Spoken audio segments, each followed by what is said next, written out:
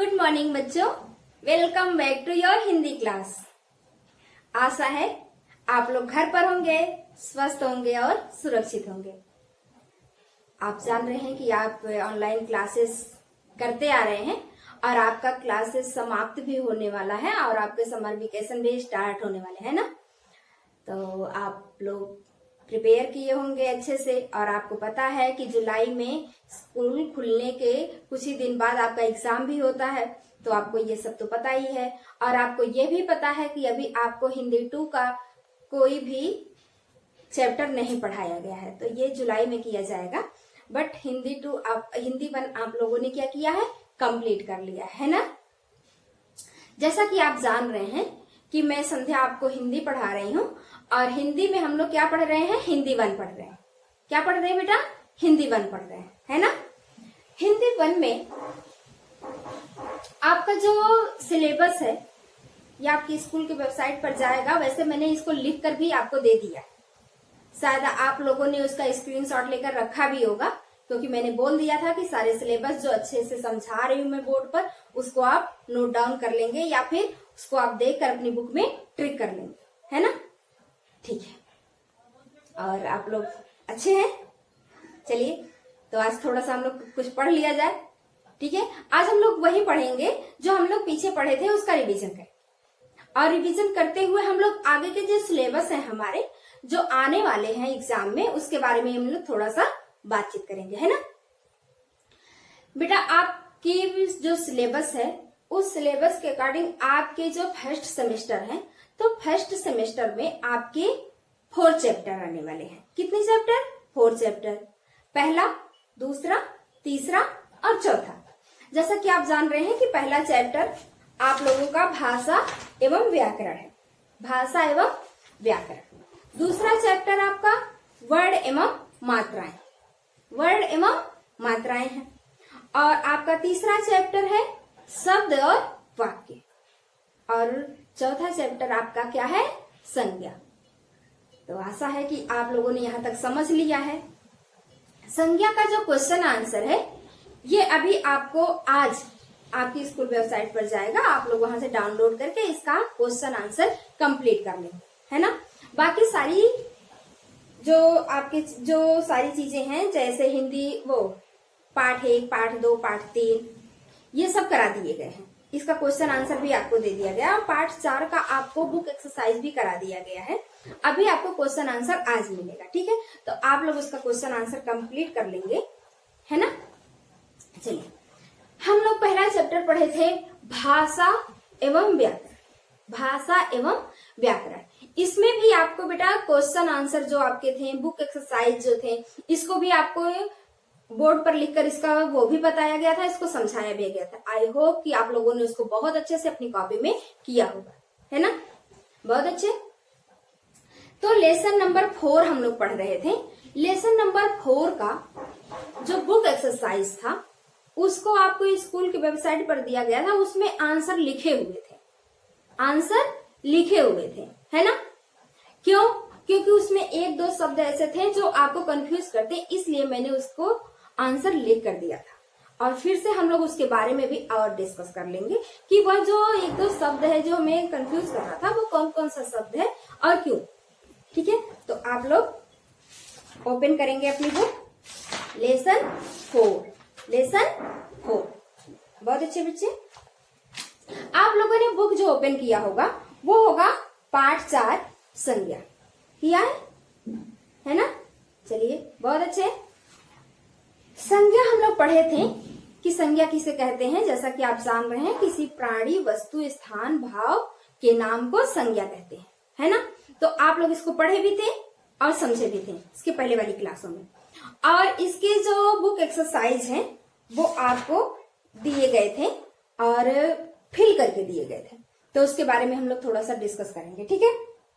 चलिए, पहला जो क्वेश्चन आंसर है ये तो आपको आज मिलेगा और इसमें 3 क्वेश्चन है, बट इसमें और आपको 4 क्वेश्चन बना के दिया जाएगा, 4-5 क्वेश्चन है, ठीक है। तो आप लोग उसको कंप्लीट करेंगे, ठीक है।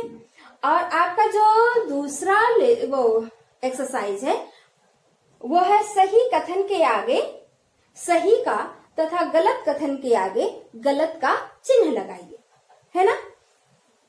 तो पहला क्या है, संज्ञा के 4 भेद होते हैं। तो क्या आपको संज्ञा के 4 भेद पढ़ाए गए थे?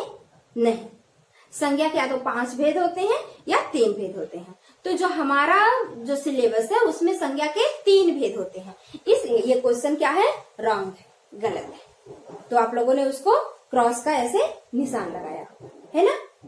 उसके बाद है, जिस शब्द से किसी व्यक्ति विशेष का बोध होता है वह जातिवाचक संज्ञा कहलाता है। जिस शब्द से किसी व्यक्ति विशेष का बोध होता है, ऐसा नहीं है, जिसमें विशेष का बोध होता है वह जातिवाचक नहीं बल्कि क्या, व्यक्तिवाचक कहलाता है।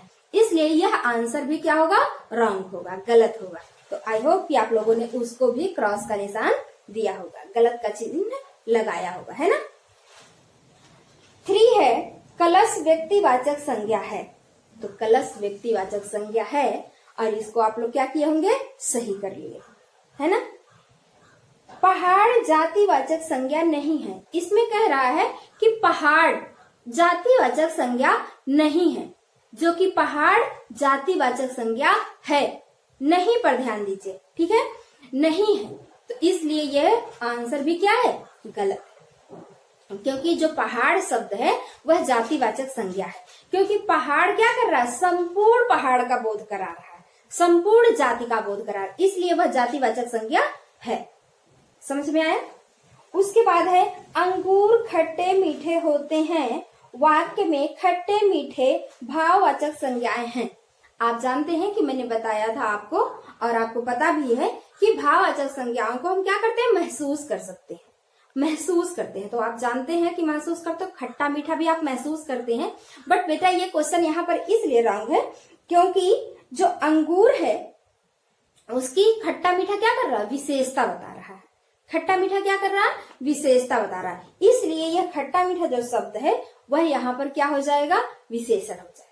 क्या हो जाएगा, विशेषण। इसलिए यह सेंटेंस भी आपका गलत है। देखिए यहाँ पर मैंने इसको क्रॉस किया है, इसको राउंड किया है, जो कि खट्टा नहीं बल्कि खट्टापन होता है। भाववाचक संज्ञा क्या, पन, खट्टापन, उसमें खट्टापन है, ठीक है। तो ये भावनाएं हैं, यह महसूस कर रहे हैं, खट्टापन है। लेकिन अगर हम खट्टा कहकर किसी की विशेषता बता रहे हैं तो वह भाववाचक संज्ञा नहीं बल्कि क्या हो जाएंगे, विशेषण हो जाएंगे, ठीक। उसके बाद है आपका क्वेश्चन नंबर 3, दिए गए शब्दों द्वारा वाक्य पूरा कीजिए। ये फिल इन द ब्लैंक्स है, जो कि ऑप्शन भी आपके यहाँ दिए हुए हैं और आपको उसमें से छांट कर यहाँ पर फिल करना था। जैसे क है, डैश हमारी राष्ट्रभाषा मानी जाती है। क्या हमारी राष्ट्रभाषा मानी जाती है, मराठी या हिंदी? क्या लगाया आप लोगों ने, हिंदी लगाया, क्योंकि हमारी राष्ट्रभाषा क्या है, हिंदी मानी जाती है, ठीक है। सेकंड है, कठिन परिश्रम से डैश अवश्य मिलती है। कठिन परिश्रम से क्या मिलती है, सफलता मिलती है, असफलता कभी नहीं मिलती, ठीक है। जो लोग कठिन परिश्रम करते हैं उनको सफलता जरूर मिलती है, कभी उनको असफलता नहीं मिलती। असफलता केवल आलसी लोगों को मिलती है जो कठिन परिश्रम नहीं करते, ठीक। तो यहाँ पर आप लिखेंगे सफलता। भारत की राजधानी डैश है। तो आप बताएंगे कि भारत की राजधानी क्या है, बताइए, सबको पता है ना। तो भारत की राजधानी क्या है बेटा, दिल्ली है। क्या है, दिल्ली, ठीक। लखनऊ नहीं है, लखनऊ कहाँ की राजधानी है, बताएंगे? यस, उत्तर प्रदेश की राजधानी है, ठीक है। तो जो लखनऊ है वह उत्तर प्रदेश की राजधानी है, बट यहाँ पूछ रहा है कि भारत की राजधानी क्या है, तो भारत की राजधानी दिल्ली है, ठीक। आई होप कि आप लोगों ने इसको समझ लिया होगा।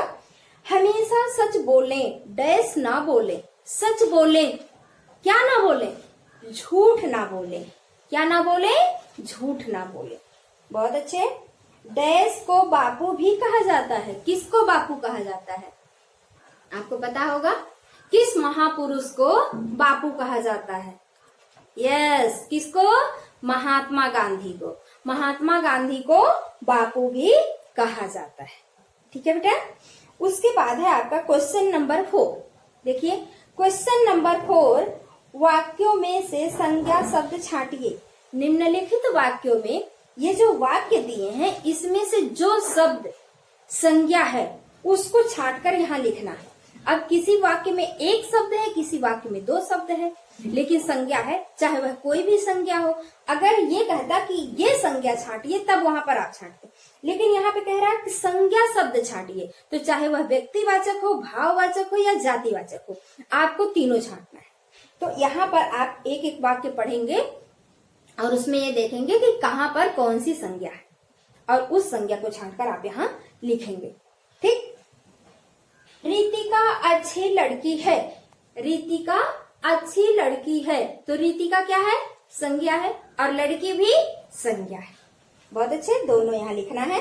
गुस्सा करना अच्छा नहीं होता, तो गुस्सा क्या है? संज्ञा है। बाकी इस वाक्य में कोई संज्ञा शब्द नहीं है, केवल एक ही संज्ञा है। राधिका कल जयपुर गई।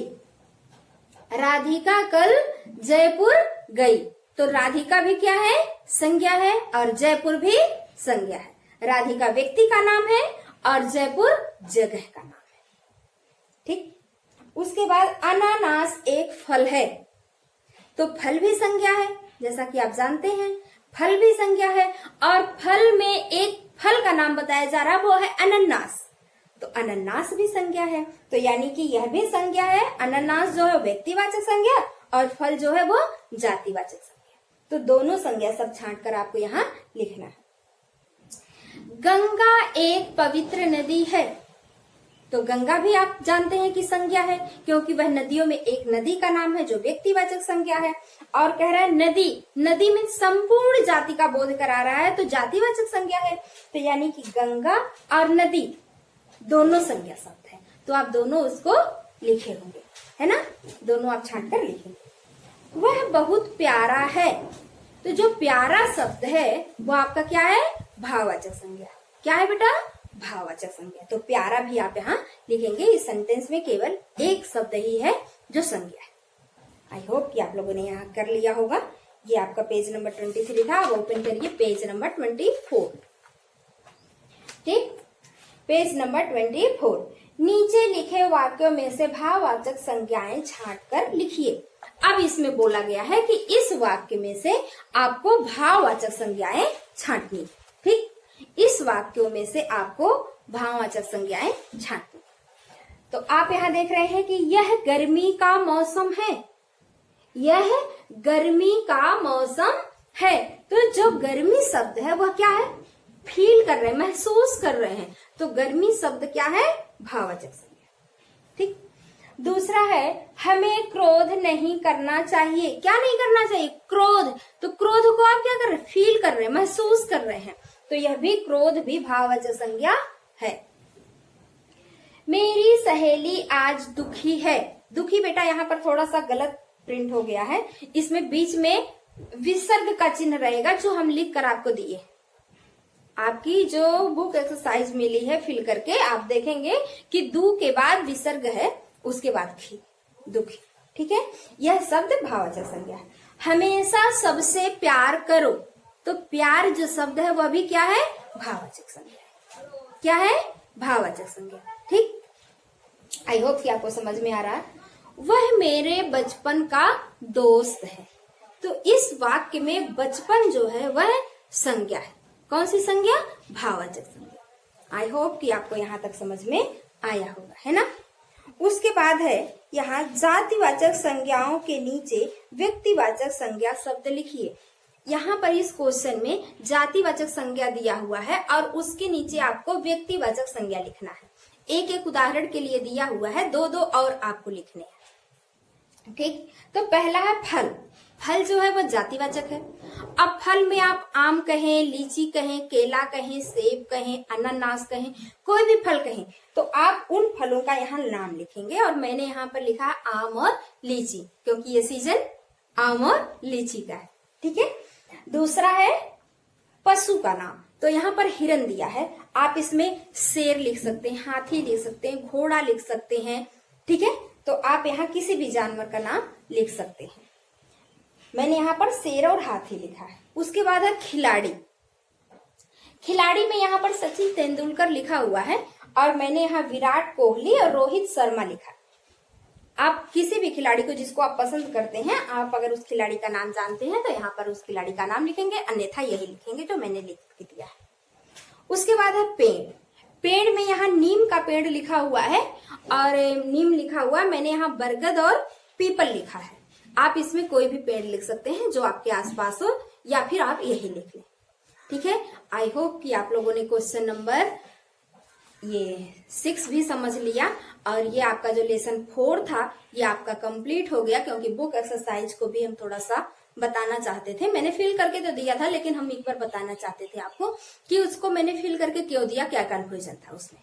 ठीक है, तो शायद आपको आप समझ में आ गया होगा और हमें विश्वास है कि आप लोग अच्छे से कर रहे होंगे, है ना। तो आप लोग बेटा अपनी कॉपी में बहुत सुंदर राइटिंग में लिखेंगे और आपको पता है किससे लिखना है, तो पेंसिल से लिखना है। फिर बता रही हूँ, ठीक है, क्योंकि ये 14 लेसन है, कंप्लीट होने जा रहा है। हम लोग पेन से जुलाई में ही लिखेंगे जब हम लोग स्कूल में आएंगे। ठीक बेटा, और आपको बता दें कि ये लेसन तो अभी हमारा हो गया कंप्लीट, है ना। अभी हम लोग जो हमारा सिलेबस है उसमें है विलोम शब्द, पर्यायवाची शब्द, अनेकार्थी शब्द, अनेक शब्दों के लिए एक शब्द, मुहावरे, और आपका है लेटर, एस्से है मतलब अनुच्छेद, और आपका अपठित है। तो इसमें आपको जो विलोम शब्द है जो आपकी सिलेबस में था वो मैंने होमवर्क में दे दिया था कि उसको लिख कर याद करें, दिया था। और पर्यायवाची भी मैंने दे दिया था कि उसको याद करें जो आपकी सिलेबस में था। तो अभी जो आपकी सिलेबस में और भी बचे हुए हैं, जैसे अनेकार्थी बचा हुआ है, अनेक शब्दों के लिए एक शब्द बचा हुआ है, फिर आपका बचा हुआ है क्या, मुहावरे बचा हुआ है। ठीक है, अशुद्धि शोधन बचा हुआ है, अशुद्धि शोधन अभी हम आपको बताते हैं। अशुद्धि शोधन में 1 से 40 है, 1 से 40 शब्द तक है और आपको 1 से 40 लिखना हुआ है, मतलब वहां पर लिखा हुआ है, उसको आपको प्रिपेयर करना है। बेटा आपको बताएं कि जो अशुद्धि शोधन है तो मात्राओं का ज्ञान होना ही उसमें शोधन है, यानी कि जो गलत शब्द है उसको हमें सही करके लिखना, यही हमारा अशुद्धियों को शुद्ध करके लिखने का यही हमारा शोधन है। इसी को हम करते हैं कि वो जो गलत शब्द है उसको हम सही करके इसके लिए हमें क्या होना चाहिए, मात्राओं का ज्ञान होना चाहिए। किसका ज्ञान, मात्राओं का ज्ञान, वर्णों का ज्ञान। ठीक है, जो कि वर्ण विचार में हमने आपको पढ़ाया भी था। ठीक, इसमें आपको 1 से 40 तक प्रिपेयर करने हैं, ये आपकी फर्स्ट सेमेस्टर के सिलेबस में है। उसके बाद है मुहावरे भी आपने कंप्लीट कर लिया होगा सिलेबस के अकॉर्डिंग, उसको भी कंप्लीट करना है। अब हम लोग आते हैं पत्र पर, लेटर। ये है आपका लेसन 18 और पेज नंबर 68। ठीक, पेज नंबर 68 और ये आपका पाठ 18 पत्र लेखन। तो आपको बताएं बेटा कि जो पत्र होते हैं, पत्र वो 2 प्रकार के होते हैं। पत्र कितने प्रकार के होते हैं, 2 प्रकार के होते हैं। एक होता है औपचारिक पत्र और दूसरा होता है क्या, अनौपचारिक पत्र। ठीक है, तो जो हमारा फर्स्ट सेमेस्टर का सिलेबस है इसमें हमारे फर्स्ट सेमेस्टर में औपचारिक पत्र आने वाले हैं। कौन से पत्र आने वाले हैं, औपचारिक पत्र। और सेकंड सेमेस्टर में आपके अनौपचारिक पत्र आएंगे। ठीक है, तो अभी हम लोग क्या औपचारिक पत्र के बारे में डिस्कस करेंगे और सेकंड सेमेस्टर में हम लोग अनौपचारिक के बारे में जानेंगे। ठीक है, तो औपचारिक पत्र आपको बताएं बेटा कि औपचारिक पत्र वह पत्र होता है जो पत्र किसी संस्था, सरकारी संस्था हो या अर्ध सरकारी संस्था हो या गैर सरकारी संस्था हो, जो पत्र किसी संस्था के अधिकारी को लिखा जाता है या जो पत्र किसी संस्था को लिखी जाती है, वह पत्र जो होता है वह औपचारिक पत्र होता है। ठीक, जो पत्र किसी संस्था को लिखी जाती है वह पत्र औपचारिक पत्र होता है।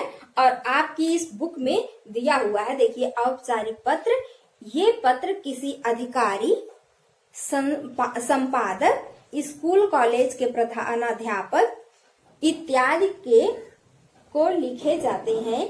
इनमें किसी कार्य को कराने की बात लिखी होती है ऐसे पत्र लिखते समय संबोधन के तौर पर मान्यवर महोदय जैसे शब्दों का प्रयोग करना चाहिए।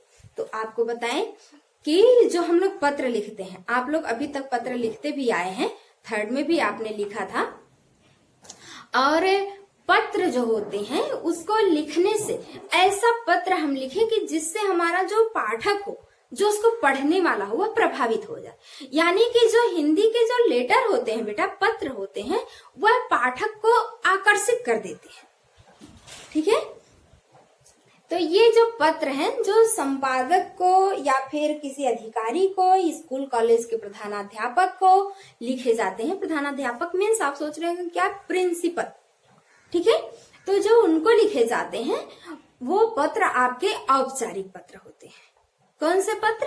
औपचारिक पत्र। और जो आपकी सेमेस्टर में है वह तीनों पत्र ही औपचारिक है, जिसमें तीनों पत्र आप किसको लिखेंगे? अपने स्कूल के प्रधानाचार्य को। तीनों पत्र आप किसको लिख रहे हैं? स्कूल के प्रधानाचार्य को।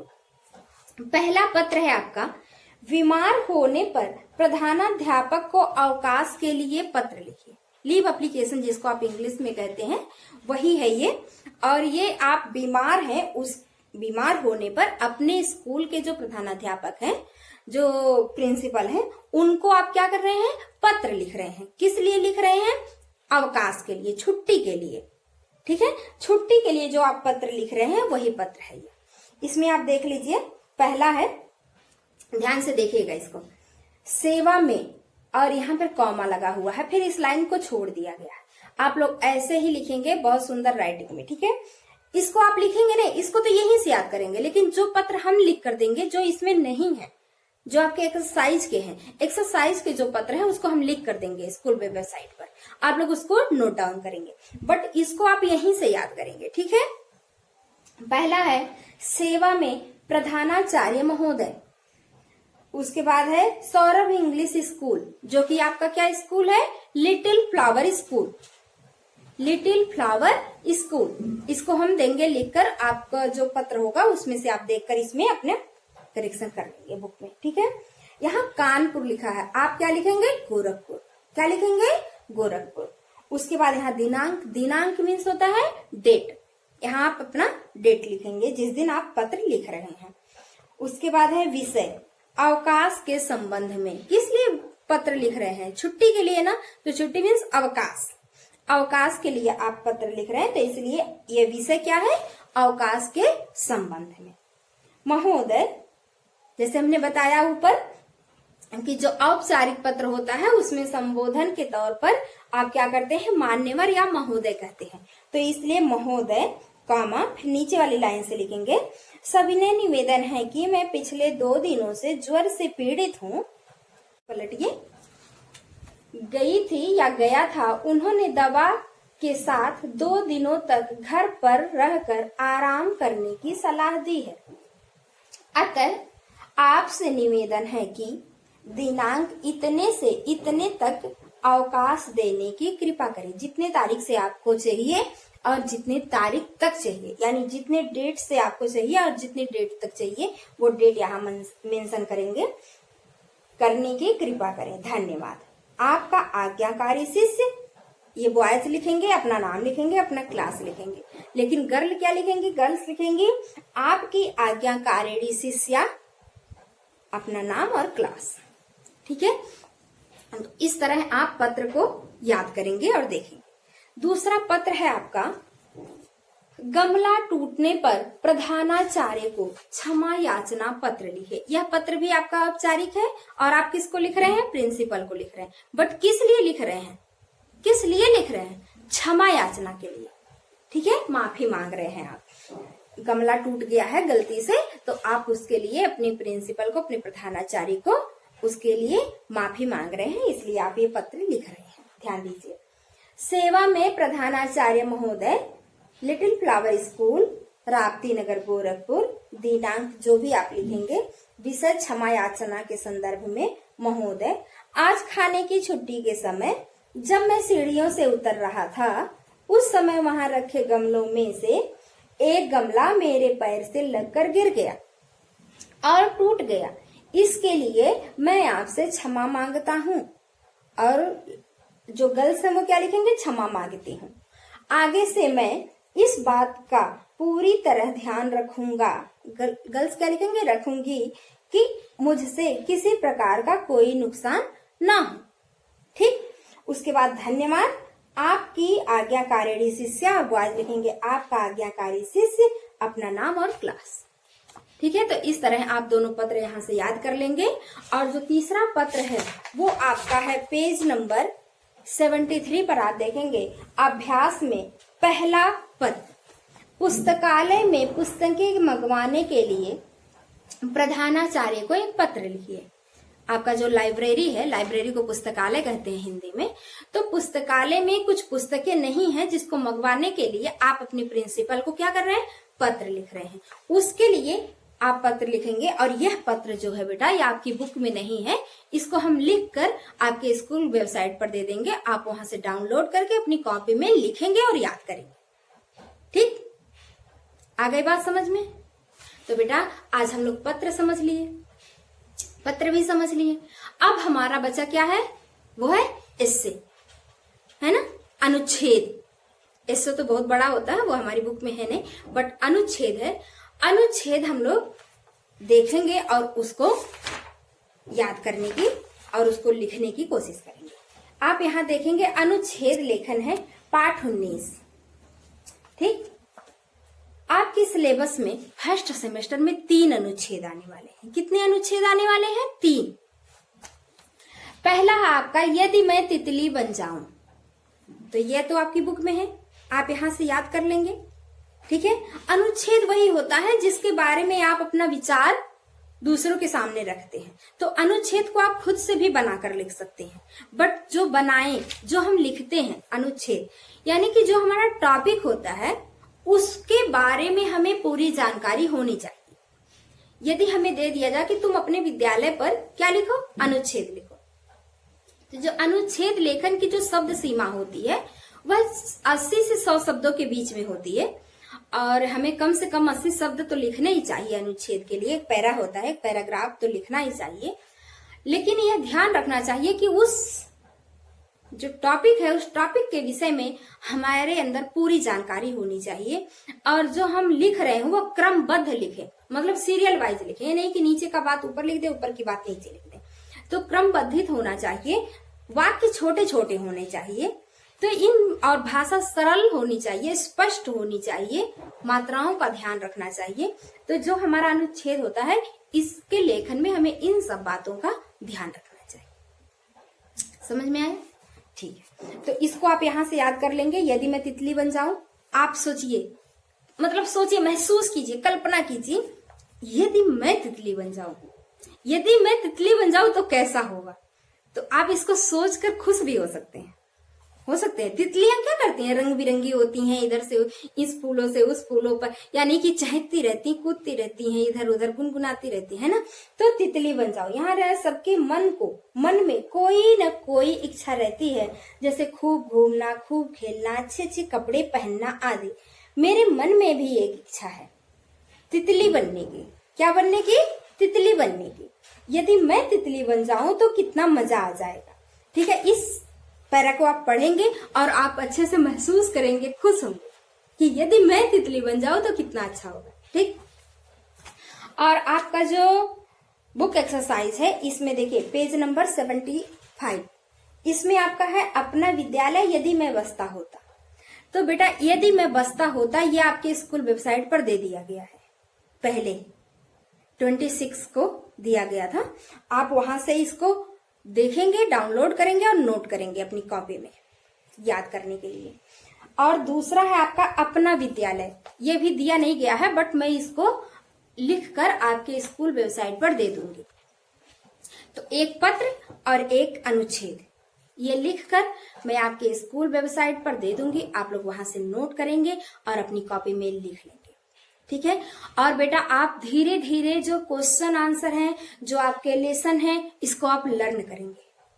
ठीक, क्योंकि जो हमारा एग्जाम है वो जल्दी होगा, क्योंकि जुलाई में एग्जाम होता है, और जुलाई में हम लोग के पास इतना टाइम नहीं मिलेगा कि हम लोग रिवीजन कर सके, क्योंकि हम लोग क्या पढ़ेंगे उस समय, हिंदी 2 पढ़ेंगे, है ना, हिंदी 2 पढ़ेंगे। और आपको बताएं कि अभी समर वेकेशन जब आपका होगा, जब गर्मियों की छुट्टी होगी, तो गर्मियों की छुट्टी में आपको कुछ असाइनमेंट दिए गए हिंदी में, ठीक है। उस असाइनमेंट में 4 क्वेश्चन है, 2 हिंदी 1 के हैं, 2 हिंदी 2 के हैं। उसमें से आप जो हिंदी 1 के 2 क्वेश्चन है वो हिंदी 1 की कॉपी में लिख लेंगे। कौन सी कॉपी में? क्लास वर्क कॉपी में, जिसमें आप ये क्वेश्चन आंसर लिख रहे हैं, उसी कॉपी में आप हिंदी 1 का क्वेश्चन आंसर कंप्लीट कर लेंगे और हिंदी 2 का भी उसी में कंप्लीट कर लेंगे, लेकिन वहां डाल देंगे कि हिंदी 2, ठीक है। आप यहाँ पहले हिंदी 1 डालेंगे, हिंदी 1 का दोनों क्वेश्चन यहाँ कंप्लीट कर लेंगे, पेज को पलट देंगे, फिर यहाँ हिंदी 2 डालेंगे और हिंदी 2 का भी क्वेश्चन आंसर जो है आपका समर वेकेशन का जो असाइनमेंट है वो आप यहाँ पर उसको भी कंप्लीट कर लेंगे। यानी जो आप समर असाइनमेंट करेंगे वो आप स्कूल की कॉपी में ही करेंगे जो आप हिंदी 1 के लिए बनाए हैं, ठीक है बेटा। समझ में आ गया समर वेकेशन भी? तो आपको समर वेकेशन का जो होमवर्क है वो आपको अच्छे से करना है, प्रिपेयर करना है। उसमें कोई बाहरी वर्क नहीं दिया गया है कि आपको दिया जाए कि आप उसको लिख कर याद कर, मतलब बाहर से जाए प्रिंट कराएं, ऐसा कुछ नहीं है। आप अपने घर पर रहकर बैठकर आराम से कर सकते हैं, ठीक है। तो आई होप कि आप लोगों ने यहाँ तक समझ लिया होगा, आपको सब बातें समझ में आ गई होंगी, है ना। ठीक है बेटा, बाय। अपना ख्याल रखना, स्वस्थ रहना, घर पर रहना। Okay, bye.